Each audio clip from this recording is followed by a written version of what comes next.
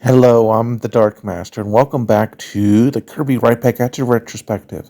In today's installment of the Retrospective, we should be covering episode 82, Cooking Up Trouble, or as it's known in the Japanese original, Combining Robot Cookinger Z.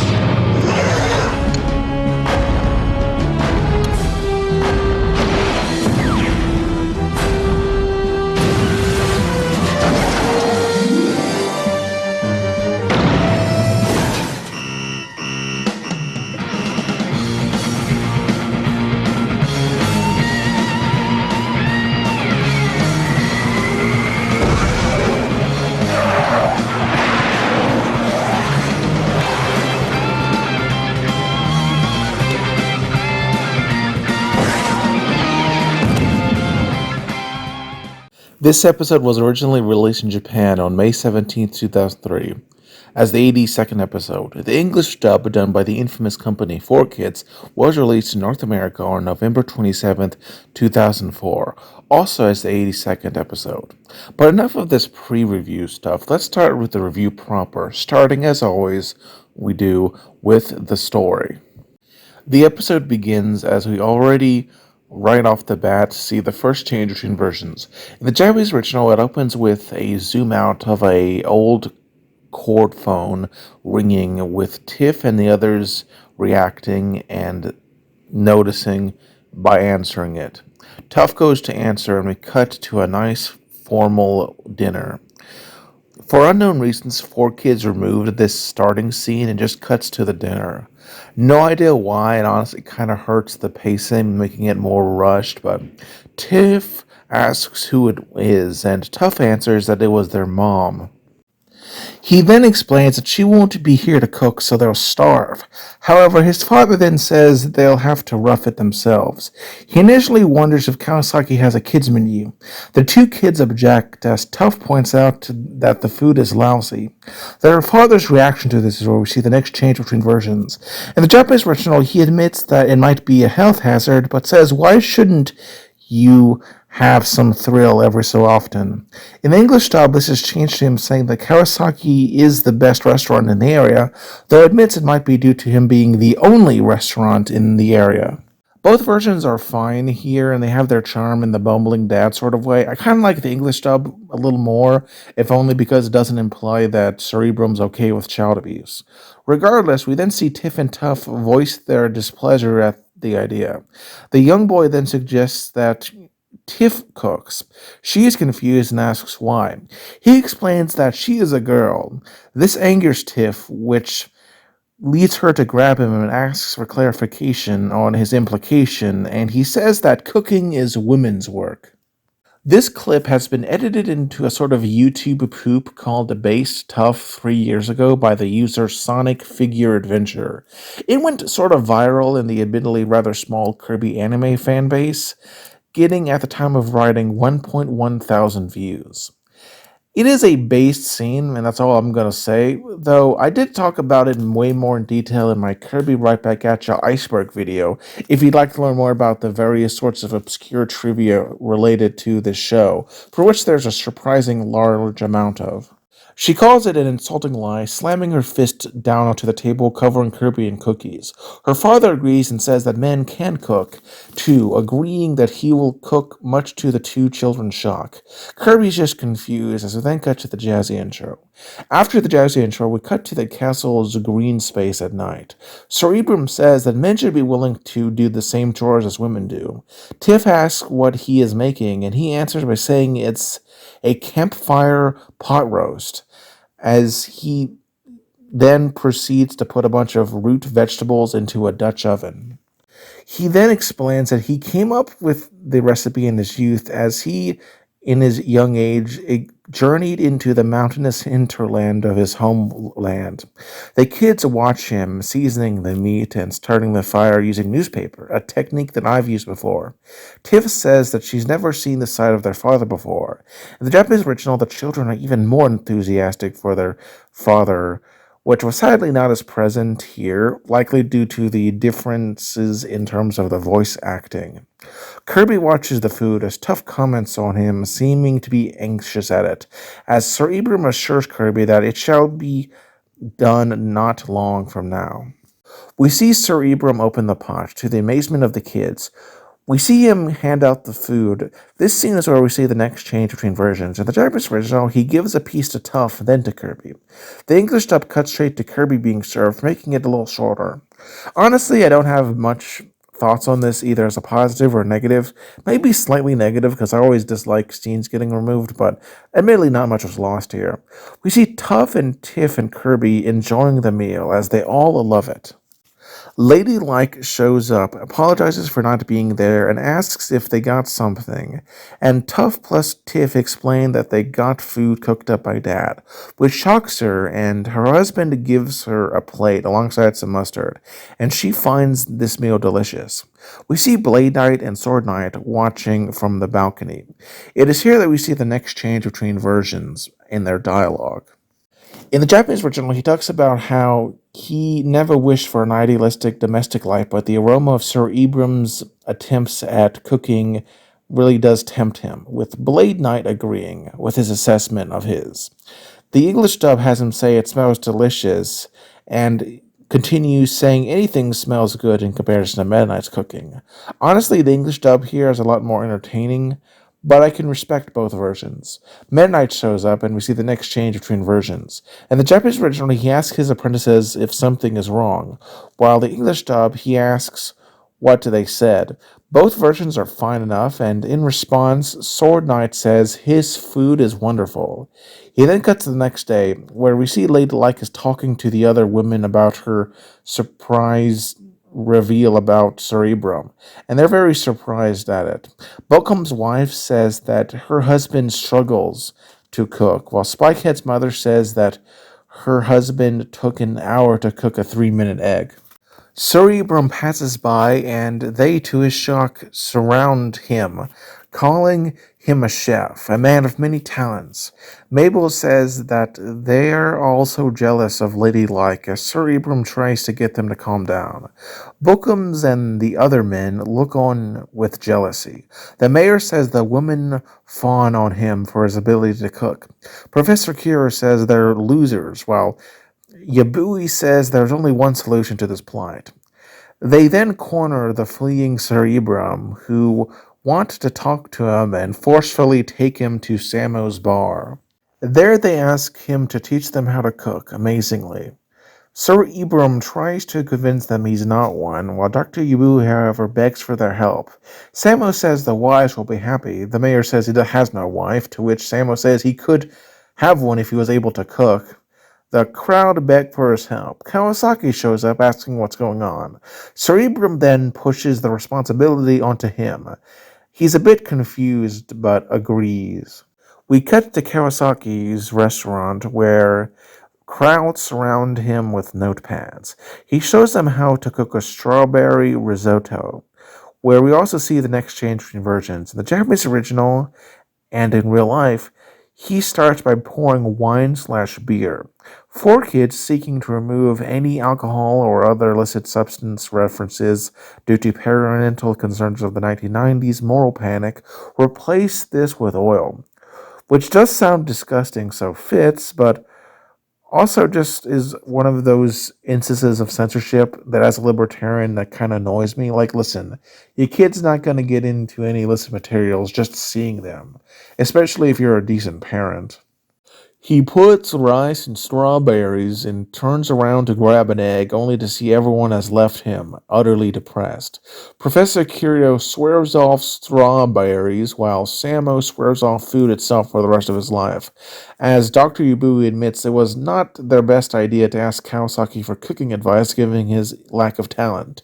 The mayor asks Biblio, the bookstore owner, if he has any cooking books, as we then see Kirby walking past as the crowd runs by, confusing him as they look for more books. The mayor reads a book as he says that the first step to cooking is good utensils. I like the little detail of the chef shiitake on its cover. Curio says, why didn't they think of it before, as one needs the right tools for a job to be done correctly.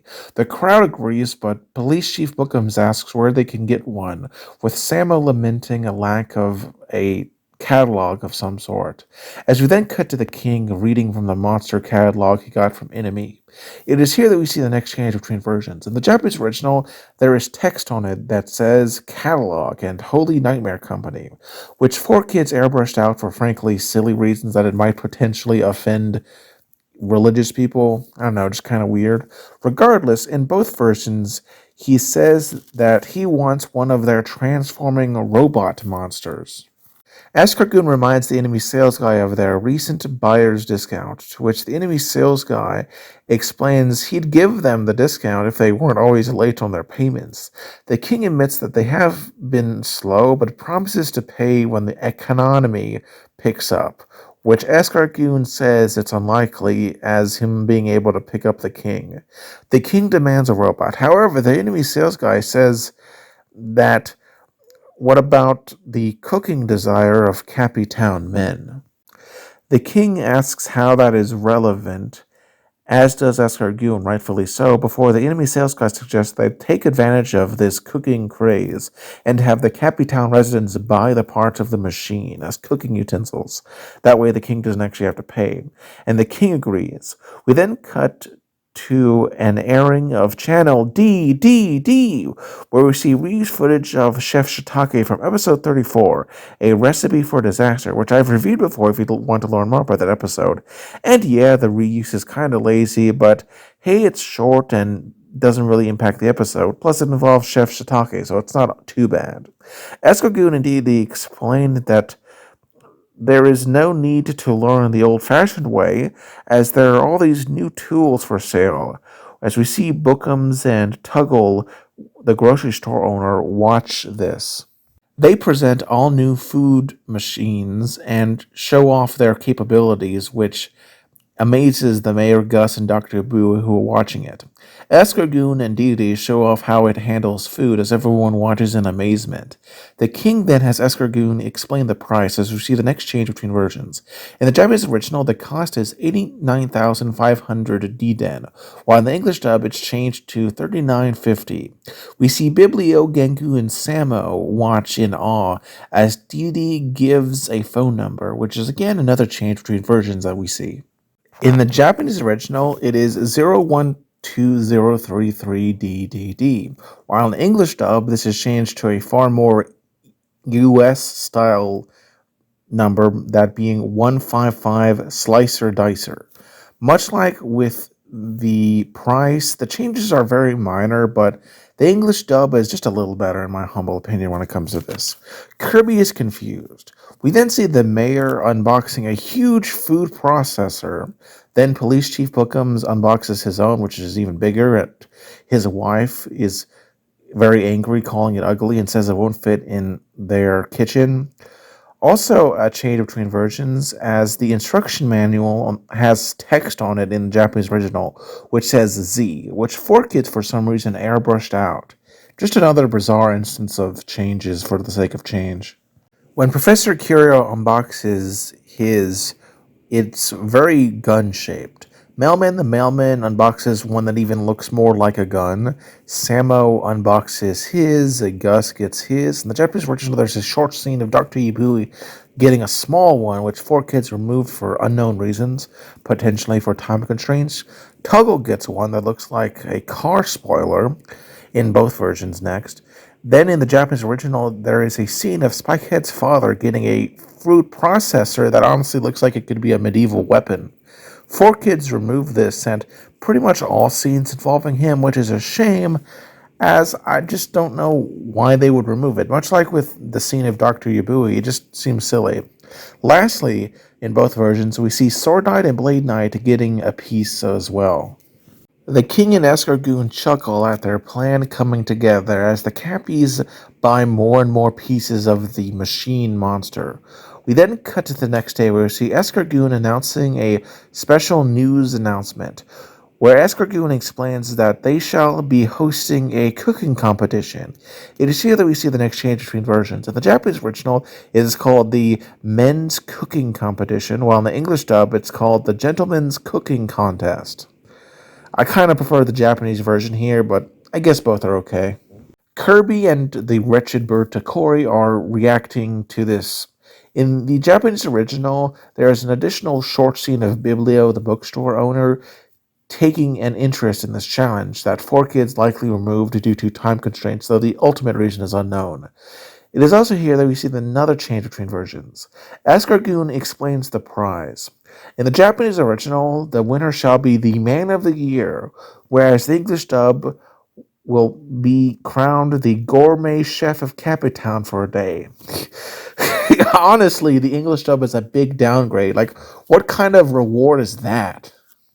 We then see in both versions Gango, Samu, Professor Curio, Police Chief Bookums, and the mayor react, as the only requirement is to own a Slice and Dicer branded food processor, which luckily most of them do. We then cut to the competition. We see tables and food being supplied by Waddle Dees. Escargoon puts on a bow tie. Samo and Tuggle prepare their machines as Waddle Doo prepares the cameras. We see Bookums and the mayor struggle to drag their machines to the area as Dr. Yubui walks with ease as his is much smaller. We see the others prepare as Tiff shows up and says it's obvious that Dee Dee is up to something, while her brother laughs at Sword Knight and Blade Knight who are participating in this whole thing. Meta Knight shows up, alarming the two siblings. In the English dub, he asks why they must all have these large machines, as Tiff is uncertain. But I actually prefer the Japanese original here because he claims that Sword Knight and Blade Knight need help cooking, and so he just asks the 2 kids to go easy on him. I like that much better. I think it makes him seem a lot nicer. Escargoon calls upon the women judges as we see Ladylike and the others get seated. The scene is slightly longer in the Japanese original as we see Ladylike actually sitting down. It was removed for unknown reasons, but I assume it probably had to do with like time constraints. Escargoon announces the last judge is Sir Ebrum, which depresses Kawasaki, who wanted to be chosen. Back in the throne room, the king is annoyed that only one piece has yet to be bought. Escargoon calls him as the cooking challenge is happening, and the king is annoyed at the delay of his plan. We then see the wretched, impatient bird angry at not being able to join the contest, but then Melman the mailman shows up. The ungrateful bustard yells at him for being slow, despite him trying to say he has a lot of deliveries.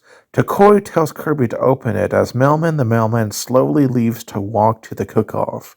Kirby opens the box, unveiling an unusually shaped food processor that looks like the king, and honestly, that's kind of creepy. They go to the cook-off as they cut to the cook-off area, where we see the men all in pink aprons. Also, somehow, despite being old and walking slowly, Mailman the mailman somehow got home, grabbed his food processor, and made it back before Kirby got there. Weird. Escargoon starts off the contest saying the phrase, Alan's cuisine, the catchphrase Takashi Kaga says in Iron Chef, a Japanese cooking show. We see them then get to work, gathering supplies and putting food into the machines for processing. In the Japanese original, there is an additional scene of Spikehead's father using a robotic hand to cut stuff. 2 happy women who are watching this ask, why doesn't he just use a kitchen knife? 4 kids removed this whole thing, which is a shame and likely had to do with time constraints. In both versions, the mayor is then seen using a machine to deal with cabbage.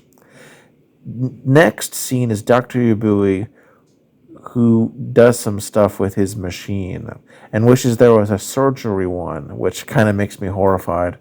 Bookums uses his own machine, as Professor Curio uses a far more physically requiring machine. Tough laughs at them as we see Sword Knight and Blade Knight measure a tablespoon of oil into the pan. Very simple, which Mabel and the mayor's wife point out, saying they already have a tool like this that exists. It's called a spoon. Samo is seen using his own machines, and then Melman the mailman as well seen doing it. Lady Like asks if it's really cooking if the machines do all the work, as Sir Ebrum says they're more like a mechanic than any chef. Tiff is clearly annoyed at this, and having enough runs up. In the Japanese original, this is made worse by a few additional scenes of people using the machines that was cut from the English dub, likely due to time restraints and airing schedules, though not much was lost in all honesty. Tiff runs up to the stage and grabs the mic and tells everyone that they're going about this whole thing wrong, as the machines can't cook for them, as they lack the most important ingredient, heart. The mayor is confused while Bookums hopes that it is just a metaphor. She continues saying that it's not about the latest technology and that it'll always just be mediocre food unless they are cooking it with care. As her father is astounded, Tiff explains that he can really only cook one meal. This astounds the crowd, with Tuggle saying that they should have known that he's a fraud slash phony, and the woman of the town saying he's not much of a catch. Sir Ebrum steps up and, taking the microphone, admits that he is no chef and deserves not the role of judging this competition before going to leave. Tiff stops and says that while he's not a great chef, he's an amazing father, willing to cook so their mother could have a nice day with her friends, cooking because he cared. Sir Ebrum and Ladylike embrace as everyone cheers. This clapping scene is longer than the Japanese original, but not by a noticeable amount, and both versions are good enough as we see the townsfolk embrace this, family stuff. Escargoon says he could throw up or cry as Dee sleeps. Suddenly, Kirby and the wretched bird Takori show up, rather late. Carrying the last piece they need, the horrible bird says they want to join. Dee sleepily suggests that they could be ingredients before realizing the last part is here. The king then triumphantly presses a button as we see the machine parts activate and rise into the air, fusing into the monster of the week. Before I talk about that, I think it's worth mentioning that this sequence is slightly longer than the Japanese original. Again, not big of a change, and both versions are perfectly fine when it comes to transforming.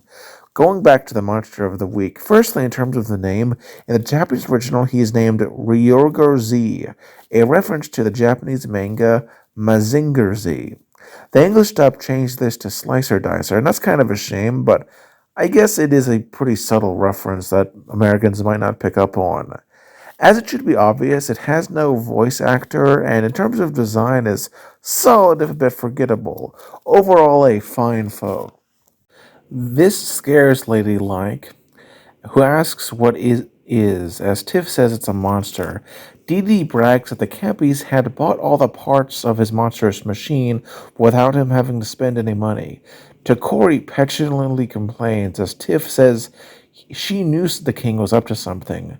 The two enter into the machine and prepare to attack. Meta Knight has Sword Knight and Blade Knight try to battle it, but they are easily swatted away with ease by the machine. Tiff tells Kirby to suck it up, and he does so, but the king activates the machine, which shoots out food that Kirby mindlessly eats before getting hit by the machine.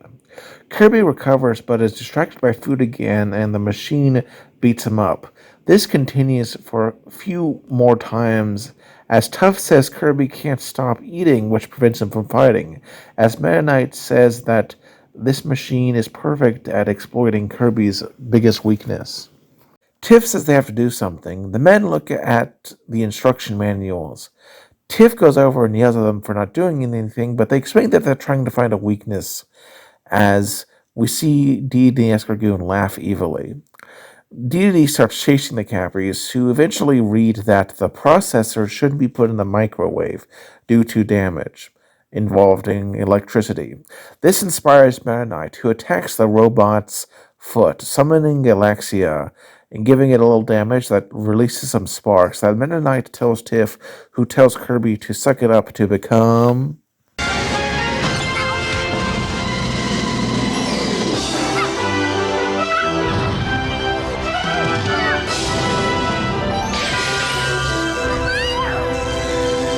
Spark Kirby.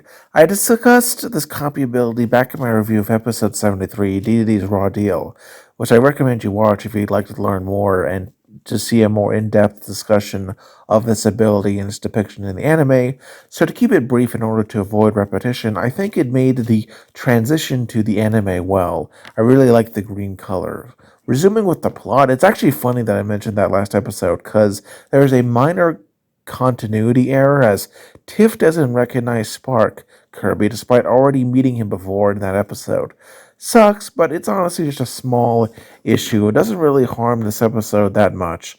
It can easily be chalked up to the episodic nature of the show. We see Spark Kirby effortlessly enter into the machine's exhaust port, which deeply concerns Deed and Escargoon. It is then inside Kirby unleashes a charge, a Spark Blast, as we see the last change between versions. In the Japanese original, as Kirby's will say Spark as he does the attack, while in the English dub remove this, and frankly, the less Kirby talks, the better. I always thought that he was mostly silent due to being a baby, and so I deeply approve this. His power short circuits the machine, causing it to heat up. Deed and Escargoon struggle and try to get out, but it explodes. The cockpit therein is sent flying and eventually lands, seemingly having cooked Deity and Escargoon. Tuff says that he might not know much about cooking, but says that they look good, while Tiff asks if they got a winner, as Sir Ebrum gives Kirby the first place medal, and the episode ends with Kirby landing all happy to be there. Now let's discuss the positives, negatives, and my final thoughts on this episode as a whole. Starting with the positives, I found Sir Ebrum's role in the episode pretty solid. He shines quite a bit, as his attempt to care for his family feels really wholesome, and it's just a nicer aspect that we don't really see in a lot of episodes. I also found DDD's role in the episode pretty clever, especially his plot to take advantage of a cooking fad in order to be able to get a monster without paying any actual money. Indeed, anyone who has grown up in the late 90s or early 2000s has seen those really weird, overly specialized kitchen gizmos in various commercials that, while in some cases can be neat or useful, often result in just being a repetitive waste of money that's just redundant. And I think that this episode really captures that feeling well. The monster of the week I thought was, kind of neat as Deity drives it like a mech as opposed to relying on another monster attack. He takes a more of an active role. Though the design is a bit forgettable, Spark Kirby is great to see again as it's one of the rare abilities in the anime and I just think it's cool. However, when it comes to the negatives, I have to say that the theme of the episode was kinda just not the strongest, a little dated. Much like the whaling episode, episode 71, A Whale of the Tale, which I've reviewed before, the issue of dads cooking is really not much of an issue. Even during the early 2000s, I don't think there was a big issue on like whether, men or women can do certain things. That's never really been an issue since like the 1950s. So I'm not saying that there's anything wrong with necessarily in a hypothetical case advocating for, gender equality or whatever. But I mean, this episode's message just seems very dated, especially nowadays, even when the episode originally aired. So it's just not as timeless as a lot of the other themes that this show has explored. Also, this episode was rather sloppy with the continuity errors, two of them, which is something you don't really see a lot in the series overall, and a lot of the scenes were removed for really no reason at all, which is kind of annoying.